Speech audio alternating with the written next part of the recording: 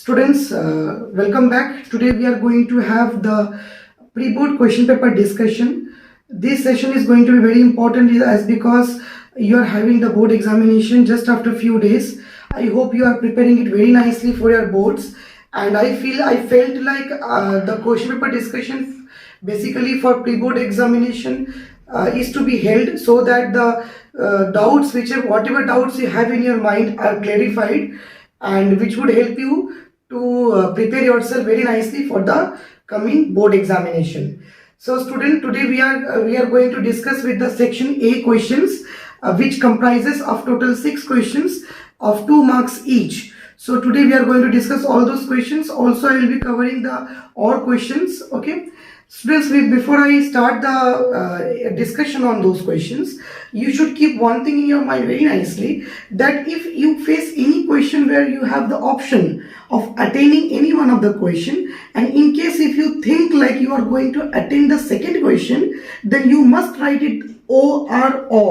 Okay, you write it like or, and then go for the second question if you are wanting to do so. But if you are wanting to select the first question only, then no need of writing it. So in this way it will be clarified by your side to the teacher, whoever the teacher will be checking your copy, that which question you are wanting to do, the first one or the second one. That needs to be clarified. Okay students, now let us start. So first question was also an OR question. 2 questions are there. The first question was, how many 3-digit numbers are divisible by 7? So this was the first question. How many 3-digit numbers are divisible by 7? So this is a question from arithmetic progression. So 3-digit numbers, that means A will be the smallest 3-digit number divisible by 7, and that is 105. Obviously D will be 7, as because after every 7 numbers we get the multiple of 7, and the last number, the Tn, the greatest 3-digit number divisible by 7, how much it is? It is 994. How will you get this? You just divide 999 by 7. You will get here 4, 2. So remainder is 5. So 999 minus 5, 994. So this is the largest 3-digit number divisible by 7. So how many total 3-digit numbers are there? Those are between 105 and 994. So for that we will apply the formula of Tn, that is A plus n minus 1 into D. That means 994 equals to 105 plus n minus 1 into 7. We have to find n here. So it will be 994 minus 105, it will be 889 equals to 7n minus 7. That means 896 equal to 7n. That means 128. So 128 3-digit numbers are divisible by 7. Okay, so 128 is our answer. Let's move to the next question. So the next part is, which term of the AP? The AP is 3, 14, 25, 36, ... will be which term of the AP?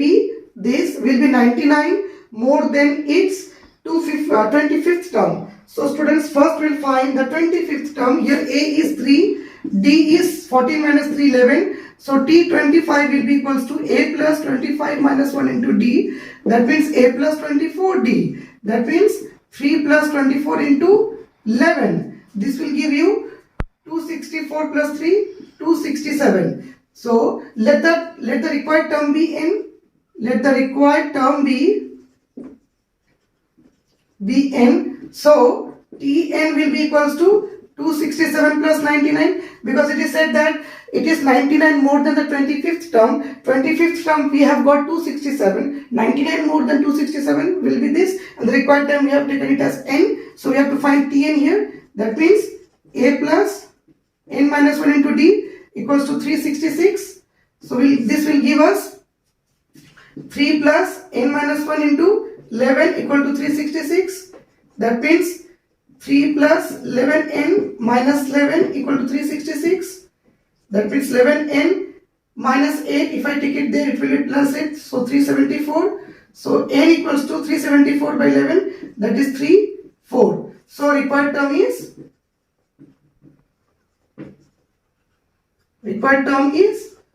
34. This is our answer. So this is how we will be solving.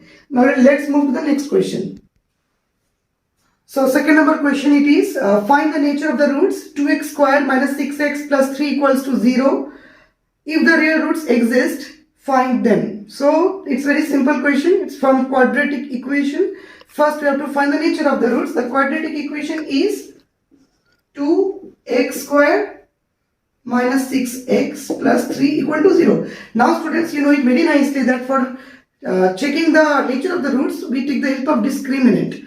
And we know that discriminant is, here what it is, if I compare with the standard quadratic equation, which is ax squared plus bx plus c equals to 0, we'll find here that a equals to 2, b equals to minus 6, c equals to 3. And so discriminant will be equals to b square minus 4ac. This will give us minus 6 whole square minus 4 into 2 into 3, that means 36 minus 24, that is equals to 12. This is greater than 0.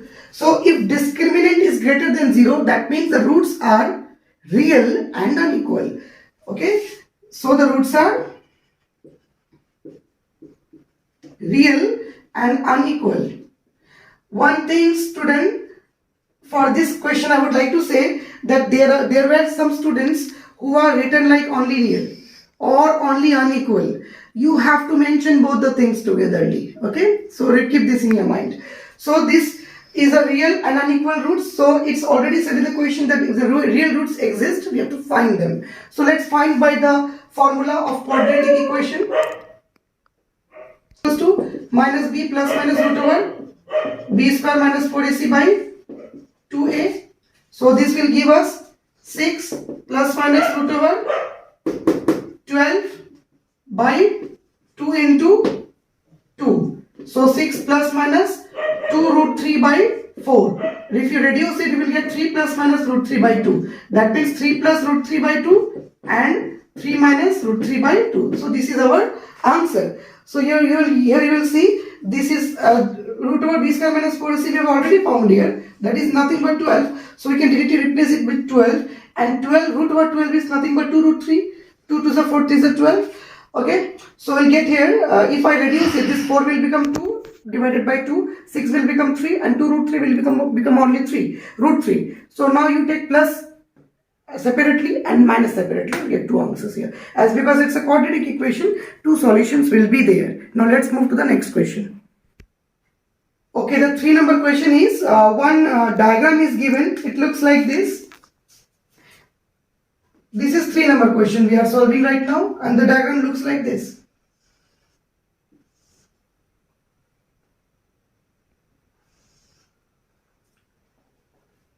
This is O, this is R, this is Q, and this is P. Okay, and in the question it is said that in the given figure, PQ is a tangent. As you can see, PQ is a tangent there, drawn to the circle with center O. O is a center at P, and QR equals to RO. So here you see QR equals to RO. That means QR and RO both are same. That is, both are radius can be taken. If PQ equals to 3 root 3 centimeter, this PQ is 3 root 3 centimeter. So we have to find, and ORQ is a line segment. ORQ is a line segment. Then we have to find the radius of this circle. So student, one construction we will be doing here. That is, we will join this PO. Okay. Let PO be X. We have taken radius be X. Now if radius is X, so OR is also a radius. So OR will also be X, and OR equals to RQ. So definitely RQ will also be X. So we will write here PO equals to OR equals to RQ equals to X. Okay. Now you just see OP is the radius joining. OP is the radius and PQ is the tangent, and we know that tangent is perpendicular to the radius at point of contact. So we write here as radius as tangent is perpendicular to the radius, at point of contact. This you have to mention before you use Pythagoras theorem. There were some students who have directly used Pythagoras theorem, but on what basis, on what ground you are using the Pythagoras, that you need to mention. Why you are using Pythagoras? Only because this is perpendicular, that you have to say. Theorem have to be mentioned. Remember, wherever you are applying any theorem, any reason, you have to give it. Directly if you do it, you will be missing out the steps, and for that marks can be deducted. So this thing you should take care of. So here you see, as tangent is perpendicular to the radius of the point of contact, so therefore we can see, say OP perpendicular to PQ. Now you use Pythagoras theorem in triangle POQ, by Pythagoras theorem, we get here the square of hypotenuse, that is OQ square, equals to OP square plus PQ square. So OQ, how much OQ is? This is x plus x, 2x whole square. OP is nothing but x square, and PQ is 3 root 3 whole square. So you'll get here 4x square minus x square equals to 3 3s are 9 3s are 27. So you get here 3x square equals to 27, x square equals to 9, therefore x equals to plus minus 3. But x cannot be negative, as because x is a length and length can never be negative. So we'll write here, but x cannot be minus 3. So x equals to 3, hence radius is 3 centimeter, which is our answer. We were asked to find the radius, and the radius only we have taken x, and x is 3 centimeter, which is our answer. So let's move to the next question now. So students, the next question number 4 is, two numbers differ by 3 and the product is 50. So two numbers differ by 3. So let the first number be x. Let the first number be x. So the second number will be x plus 3. As because two numbers are differ by 3, so the difference will be 3. So if I am taking x as a smaller number, the bigger number will be 3 more, that is x plus 3. According to question, it is said that the product is 504. That means x into x plus 3 equals to 504. You will get a quadratic equation here like this. Now solve this quadratic equation. I think you can do it by middle term itself. So if I break this 504 to the prime factorization, I will get 2, 5, 2, 2, 120, 6, 2, 63, 3, 21, 3, 7. I have to bring 3 here. So how can I get 3? 3 to the 6 to the 12 to the 24. 7 3 is a 21. 24 minus 21. That is x squared plus 24x minus 21x minus 504 equal to 0. So you get x into x plus 24 minus 21 into x plus 24. Definitely 24 into 21 will be 51504. So this will give you x plus 24 into x minus 21 equal to 0. Therefore, on solving this, equating both the products with 0, we'll get x equals to minus 24 or x equals to 21. So we have to take when, both the cases. When x equals to minus 24, so the numbers are minus 24 and minus 24 plus 3. That means minus 21. When x equals to 21, numbers are, what will be the numbers? 21 and 21 plus 3, that is 21 and 24. So students, many of you have shown only the case number 2. You have not taken negative numbers. But students, negative numbers are many times avoided. But why will I avoid now a negative number here? We are asked to find the numbers, and numbers here can be any numbers, it can be integers also. So why we will avoid the negative numbers? So in this kind of situation, you have to take both the cases. So if I take minus 21, minus 24, then the two numbers will be minus 24 and minus 21. If I take 21, then the two numbers will be 21 and 24. That means you have to show both the cases. In case if you are showing only the one and neglecting the other, then there will be a slight error in your solution. So this is also one thing which you have to understand, which you have to be careful. Okay. Now let's move to the next question. Question number 5. Why I don't understand. This was very good question and a very basic question. If this question you can easily solve if your concept is clear. And I think your concepts were clear, but still few students, not many, have done mistakes in this type of question also.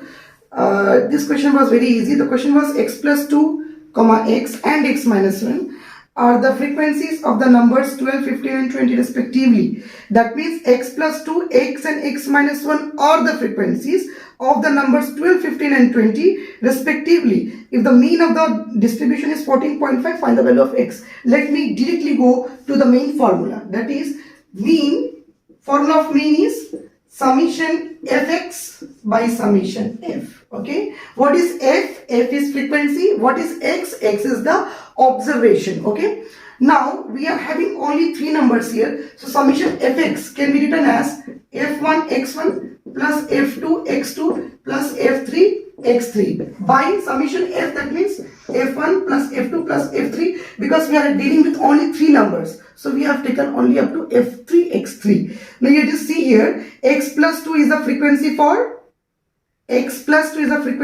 12, so f x plus 2 is the frequency for 12, so f1 is x plus 2, x1 is 12. Then you see x is the frequency for 15, so x into 15 plus similarly x minus 1 is the frequency for the third number, which is 20, and the sum of all the frequencies will be x plus 2 plus x minus 1. So this is the sum of all the frequencies, and the mean is already given it as 14.5. So we have mean equals to 14.5. Now you just solve and find the value of x. I think you can do it very easily.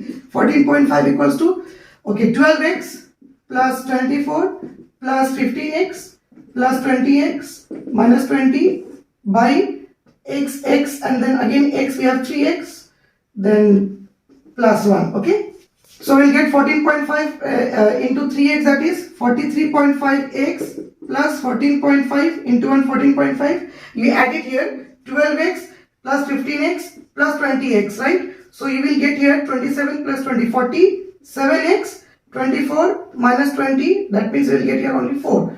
So if you will get here, if I take 4 here, and then it will be 10.5. If I take 43.5 there, it will be 47 minus 43.5, that means 3.5x. That means 10.5 by 3.5 equal to x. This will give you x equals to 3, which is our answer. So it's very easy, a very simple formula of mean. I think everybody knows this. Summation fx by summation f. Only three numbers were there, so f1 x1, f2 x2 plus f3 x3 by summation f, that means f1 plus f2 plus f3. Put the values properly, you will get the answer. Now let's move to the next question. Okay student, now we are in the last question, or question number 6 of this section A, but this question is again a OR question. We will be solving two questions here then. The first question here, you can see it is a solid is in the shape of a cone standing on a hemisphere. Okay, so solid is in the shape of a cone standing on a hemisphere. So we have here like this one hemisphere is there. Okay, and on this there is a cone like this standing. So this is the diagram. First you will be drawing the diagram. And student, one more thing, always try to draw the diagram in your answer sheet, because sometimes diagram also carries some marks. Okay, so never ever neglect the drawings. Wherever required, I think I must suggest you draw all the possible diagrams with pencil in your answer sheet. It will be helpful, because you cannot solve any question without diagrams. In diagrams you are mentioning the important things, you are doing the constructions, those things are required for solving the question. If those things are not done, not shown in their copy, then how the sum will be completed? So that's the reason why diagram becomes an integral part of the solution. So you must always go for the diagram. Okay, now you just see a solid is in the shape, solid is in the shape of a cone standing on the hemisphere as I've drawn here, with both their radii being equal to 1 centimeter. That means the radius of both hemisphere and cone is equal to 1 centimeter. Okay, and height of the cone is equal to the radius. Now what is the radius? It's 1 centimeter. So height is also equal to the radius. That means height of the cone is also how much? 1 centimeter. Okay, so we are asked to find the volume of the solid in terms of pi. That means we will not be putting pi equals to 22 by 7. Our final answer would be in terms of pi. So what will the total volume? If I am writing directly, radius is how much? Radius is 1 centimeter. Height of cone is how much? Equal to the radius 1 centimeter. So total volume, let me do the total things together. It will be very easy. Total volume is the volume of the cone, that means 1 by 3 pi r square h plus volume of the hemisphere 2 by 3 pi r cube. So you just put it here, 1 by 3 pi into 1 square into 1 plus 2 by 3 into pi into 1 cube. So you'll get here pi by 3 plus 2 pi by 3, that means 3 pi by 3, that means 5 centimeter cube. In terms of pi, we have got the volume as 5 centimeter cube, which is our answer. Okay students, now question number 6 or question we are doing. This question was very interesting. If you have practiced your sums very nicely, then this concept you can get it very easily. This was one conceptual question, and so I think this conceptual question are very important for your coming board examination also. Okay, you should pay your attention and more on these kinds of questions. The question was 2 cubes each of volume 64 centimeter cube are joined end to end. So if I go on drawing the diagram here, there are 2 cubes like this.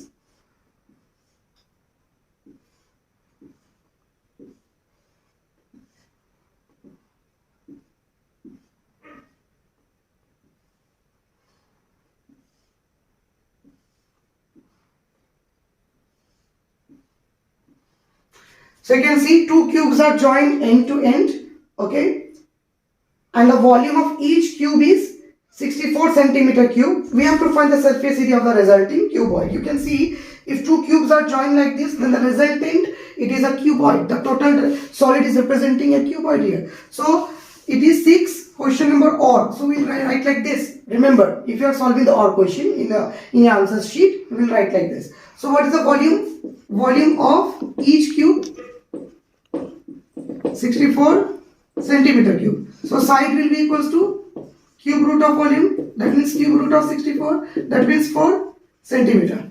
So the side is now 4 centimeter, getting a 4, 4, 4. These all are 4 only, okay? These all are 4. What should I say? Now you just see, if all these are 4, so for cuboid, is for resultant cuboid, for cuboid we have 3 dimensions, length, breadth and height. So what do you think? What will be the length here? The total length will be 8 centimeter. The total breadth will be only 4 centimeter. And the total height will again be 4 centimeter only. So surface area, TSA, total surface area, formula is how much?